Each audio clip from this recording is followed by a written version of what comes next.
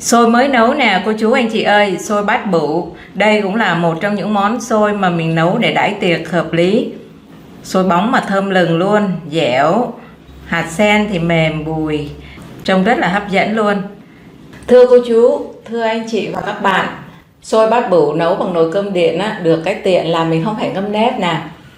Xôi nấu xong ăn nó mềm dẻo và sẽ đậm đà, thơm ngon và đúng điệu khi mà dùng kèm với nước tương. Mặc dù là em bảo quản trong ngăn mát tủ lạnh, hôm sau đem ra ăn vẫn thơm và dẻo lắm, không phải hâm lại. Hạt sen mềm bùi và rất là thơm luôn đó, mặc dù là để ở trong ngăn mát tủ lạnh, nhưng với cái cách nấu á, em ủ lại ở trong nồi. Bây giờ ăn nó mềm mà nó bùi, không bị sượng. 30g nấm đông cô em ngâm cho nở rồi thì cho vào đây luộc. Bây giờ cái nồi nước nó đã sôi rồi nè. Nước sôi rồi em mới cho vào nha. Và em để đây luộc 5 đến 7 phút cho nó mềm mình mới vớt ra. Đồng thời cái bếp bên này thì em luộc hạt sen. Em có 100g hạt sen tươi đã rửa sạch và để ráo rồi. Cũng nước sôi rồi. Em cho vào đây một chút muối, 1/2 muỗng cà phê.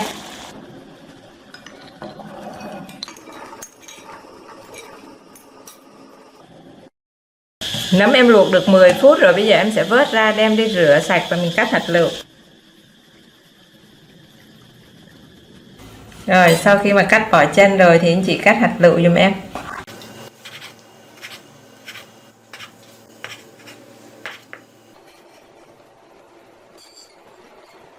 Hạt sen anh chị luộc khoảng cỡ 15 phút thì mình sẽ thử xem nó chín mềm chưa ha. Chín mềm rồi thì anh chị sẽ tắt bếp đi và mình đậy nắp ủ lại đây, đừng có lấy ra liền.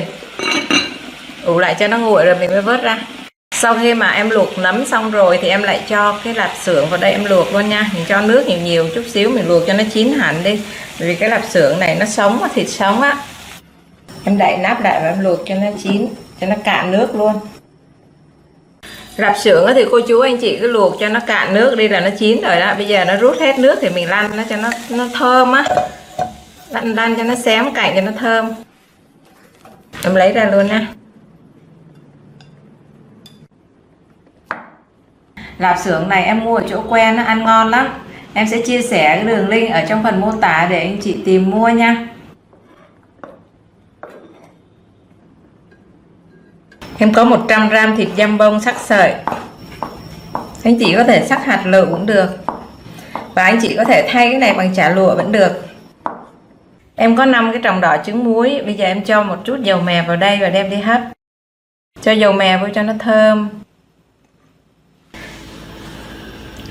Hạt sen em ủ nãy giờ nó cũng nguội bớt rồi nè. Bây giờ em vớt ra để ráo luôn nhé.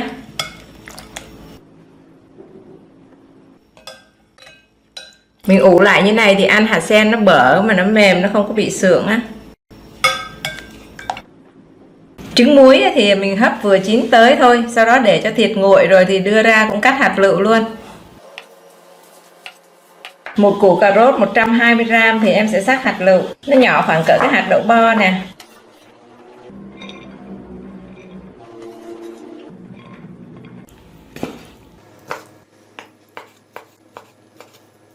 Hai 200g thịt gà em sắc hạt lựu rồi nè.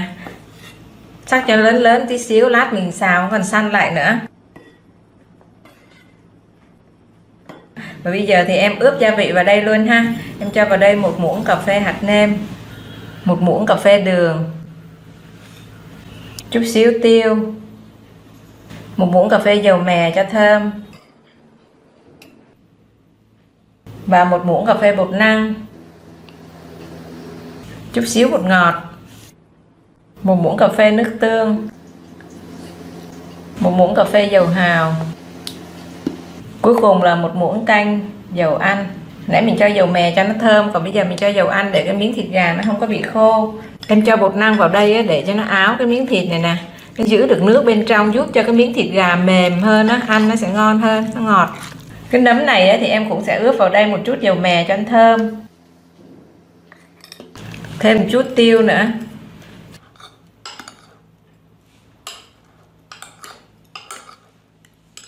Trước tiên anh chị cứ chuẩn bị những cái món để mà mình cho vô làm topping này, để mà mình trộn này trước đi.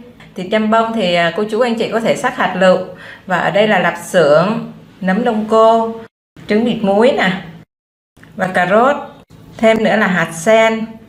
Gà đó em sắc hạt lựu đã ướp gia vị rồi nè.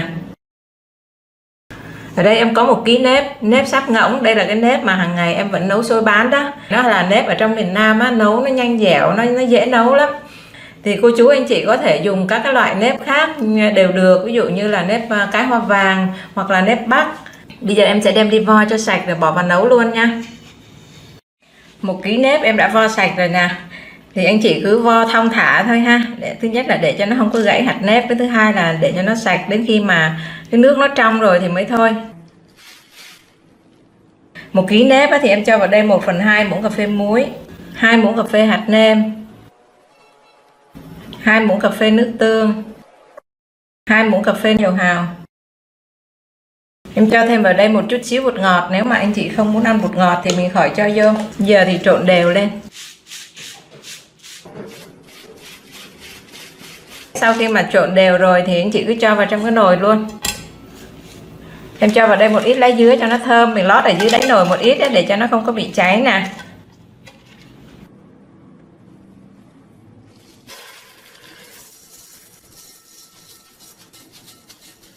Do ở bên dưới em có lót lá dứa cho nên là khi mà mình cho nước vô, cô chú anh chị phải cẩn thận, không có là cái lá dứa nó chống lên, mình cho nước nhiều quá là sẽ bị nhão xôi nha.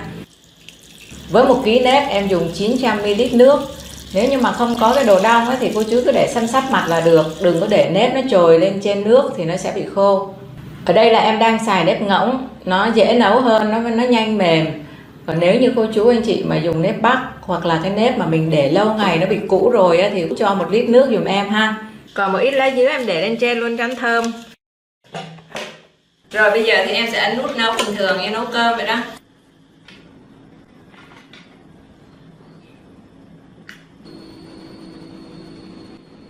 Đó, bây giờ thì cái nồi sôi đã bật qua cái nút hâm rồi nè. Anh chị cứ để cho nó khoảng 15 phút đi rồi mình bắt đầu xới sôi lên. Sau khi mà bật qua nút hâm được 15 phút rồi thì em sẽ xới sôi lên. Mở ra là em nhìn thấy cái nếp nó ráo giống như là em đang nấu sôi mà sôi hấp sửng đó nha, không có thấy nó nhão đâu. Để em thử xem cái hạt nếp nó đã chín chưa nè. Chín mềm rồi mà nguyên hạt luôn nè. Bây giờ xới sôi lên nha. Sau khi mà xới sôi lại rồi thì em sẽ đậy nắp và em ủ ở đây thêm 15-20 phút nữa.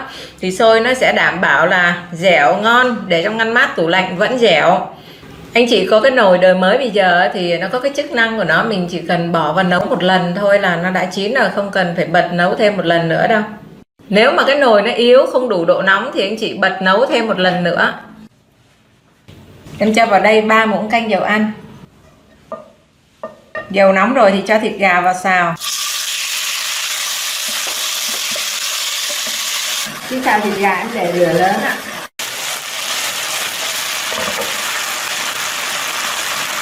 Khi mà thịt gà xong rồi thì em sẽ cho nấm vô, cho cà rốt vô luôn.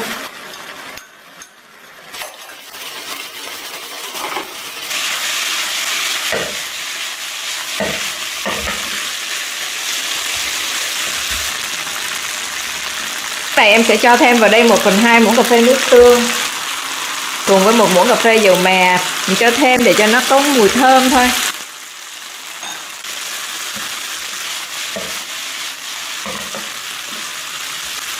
Cà rốt chín rồi thì bây giờ em sẽ cho hạt sen vào đây, trứng muối, lạp xưởng, dăm bông,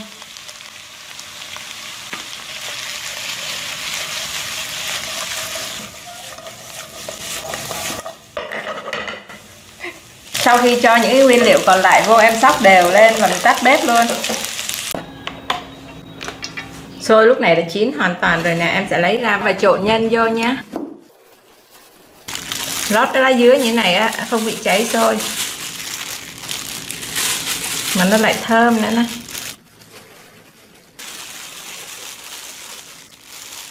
Bây giờ thì em sẽ trộn nhân vào đây luôn. Cho vào một ít một, mình trộn lên đi rồi mình lại tiếp tục cho nữa.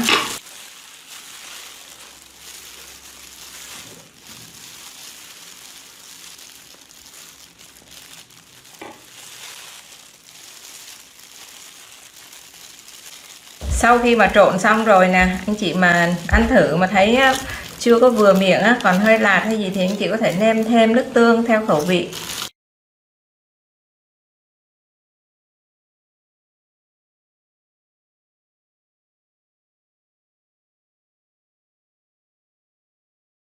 Cô chú anh chị cứ để nước nhiều nhiều tí xíu rồi mình cho sôi mạnh lên là hãng bắc sửng lên nha. Cho sôi thiệt là mạnh, mình bắc lên đó thì cái hơi nó đẩy lên nó sẽ nhanh nóng, nó không làm cho sôi bị nhão. Mà nếu mà lỡ mà mình có chuẩn bị trước mà nó rẽ xuống rồi thì cô chú anh chị lấy cái đũa mình soi soi mấy cái lỗ này nè, để cho cái hơi nó thông lên cho nó nhanh á.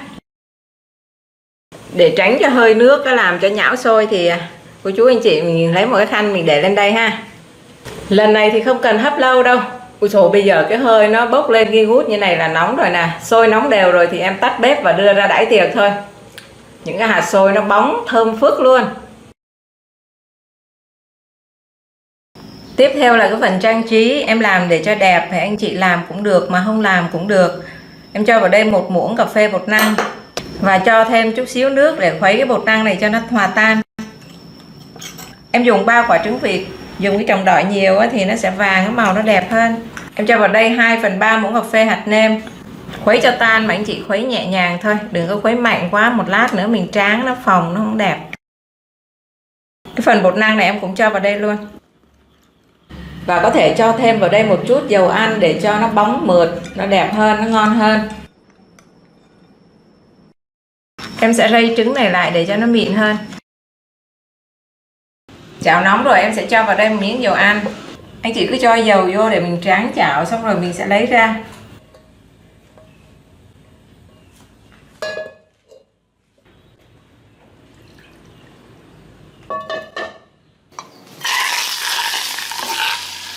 Tráng mỏng thôi nha.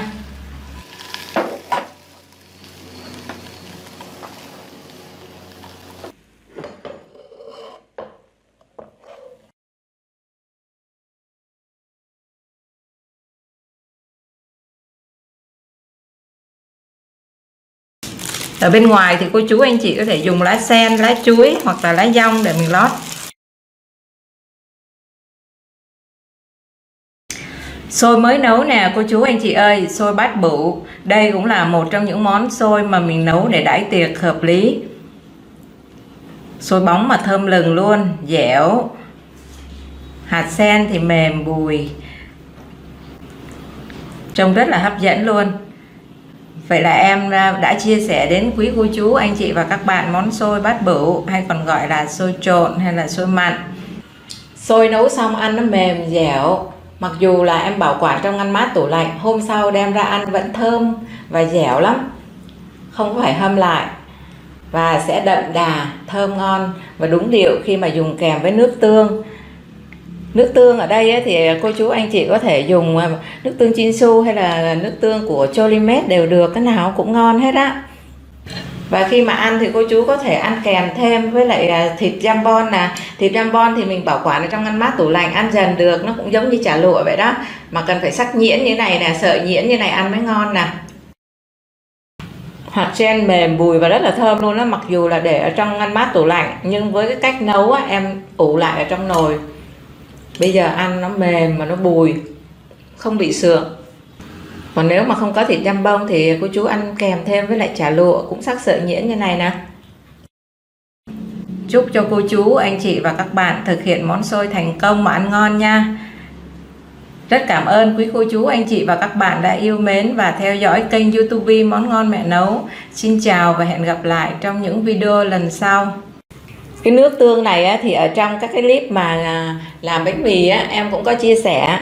Có một số anh chị chưa có nhận định được là nước tương hay là xì dầu, thì có hỏi em là nước tương có phải xì dầu không?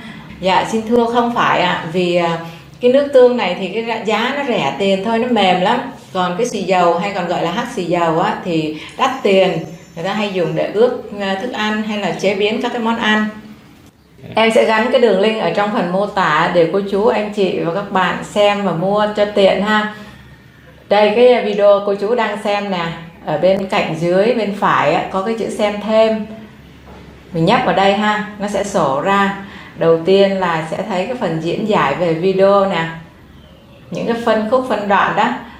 Rồi kế đến sẽ là các cái nguyên liệu, dùng bao nhiêu nếp, bao nhiêu nước, bao nhiêu cái gia vị nè.